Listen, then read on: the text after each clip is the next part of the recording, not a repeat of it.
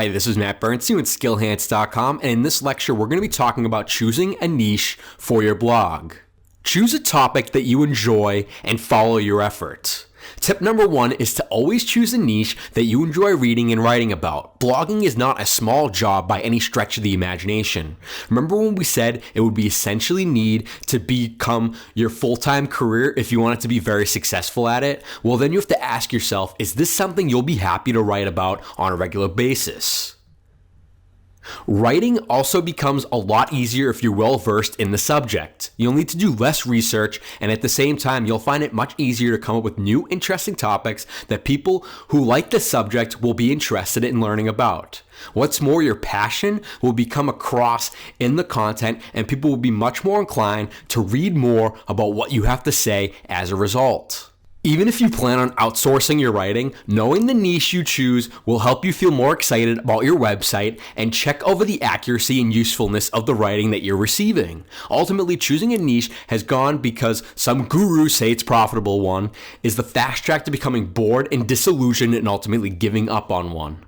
Popularity. When picking your niche, you need to think about the competition out there and how easy it's going to be to stand out. Of course, you want a subject that has a large potential audience, so why not pick something big like fitness or cars? Well, that's a good idea on the face of it until you think about how many other bloggers are going to be writing in those niches. Bodybuilding.com is one of the largest sites on the internet, and it generates a huge turnover, most of which invested back into the site to ensure a steady flow of new topics. Question is, can you compete with that? Are you going to be able to compete with any of those sites to get to page 1 of Google? On the other hand, if you choose to blog about Udemy instructor strategies, you're likely to find that there's a much smaller audience, but also far less competition. The best case scenario then is to find a topic that is popular, but isn't so popular that it's going to attract lots of huge companies and top name bloggers. Think things like forging, knitting, writing, parkour are all big without attracting too much attention. Broad versus specific topics. Another strategy is to start with a topic that has a broad appeal, but then narrow it down into something more specific. For instance, if you like fitness, how about picking a certain area of fitness, such as running or CrossFit?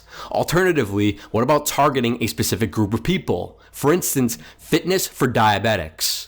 Or you can try combining 2 different topics. A great example of this is the blog Nerd Fitness. Another alternative strategy is to go very broad with your chosen niche, which has the advantage of allowing you to come up with lots of new angles for new content. If you do this though, you risk a lack of focus, so you need to ensure that you keep everything tied together with a common thread. A great example of this is the Art of Manliness blog. This blog writes about anything that could be considered manly. So that includes editorials of the role of the modern man, but also posts on how to smoke cigar or enjoy whiskey, and posts about how to raise a child. This gives a huge broad range of topics for the writers while still having a very strong brand identity and focus. Choosing a profitable market.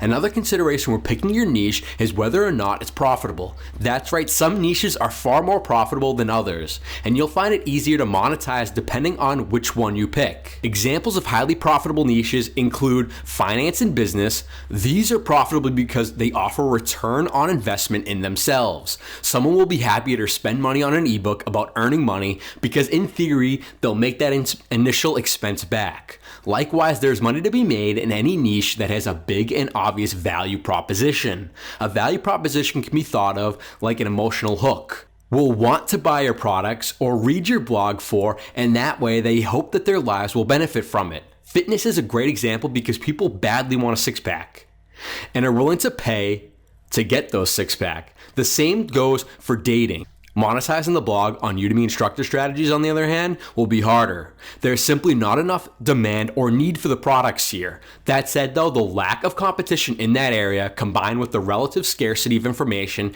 means there are certainly ways to monetize that.